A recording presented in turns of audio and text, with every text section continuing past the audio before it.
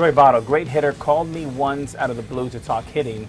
We stayed on the phone talking for 2 hours. Brooks Robinson, legend, great defender of all time, maybe the best defensive third baseman, and I still remember the World Series against the Cincinnati Reds in 1975 where he threw one bounce, first baseman, got him out.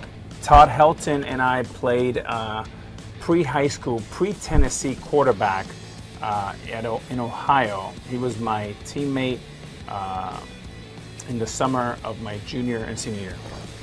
David Wright, class act, a good buddy, someone who I would want one of my two daughters to marry someone like David Wright. Thurman Munson, a legend, one of the saddest tragedies ever. I know mostly about Thurman through my mentor, Lou Piniella, who adored him and his wife and his family.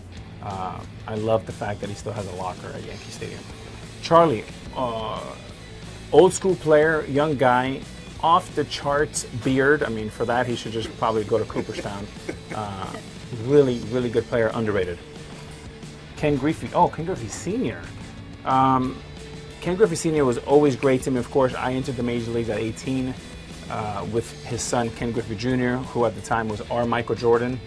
And Senior was always around and great guy, mentor. OMAR VIZQUEL, you can make an argument that he is the greatest, most creative shortstop defensively of all time, along with Ozzie Smith, of course. Manny Ramirez, the greatest right-handed hitter I've ever seen in my life. Between this guy and Poppy is the reason why I'm balding and I have some gray hairs with the Red Sox. But he looks much better in blue than red. Stanton. Stanton is a guy, along with Judge, that they look like they can be tight end for the New York Giants. They're specimen. It's great because I think both Stanton and Judge, being African American, they can play any sport, basketball, football, baseball. They're freaks.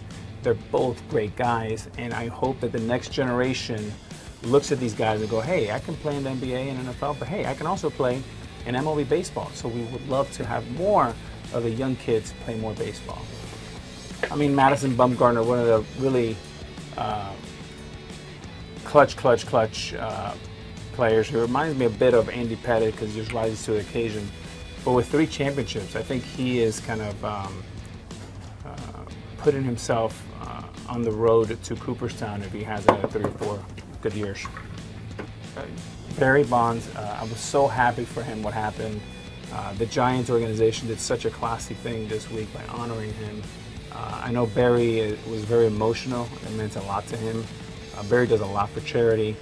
And he simply said, I mean, by far, head and shoulders, the greatest player to ever play the game of baseball. Oh, this is cute. Zim is, you know, I regret not knowing Zimmer better, but he's truly one of the, was one of the greatest personalities in our game. What I loved most about Zim was how much he loved the game of baseball. And every time we played in the late 90s against the Yankees, I would come out early around 1:30 and there was no one in the stadium, but Zimmer would be sitting there by himself, like Popeye. And he was watching everything.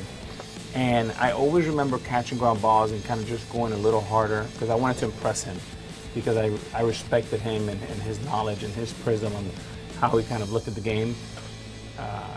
One of the all-time greats.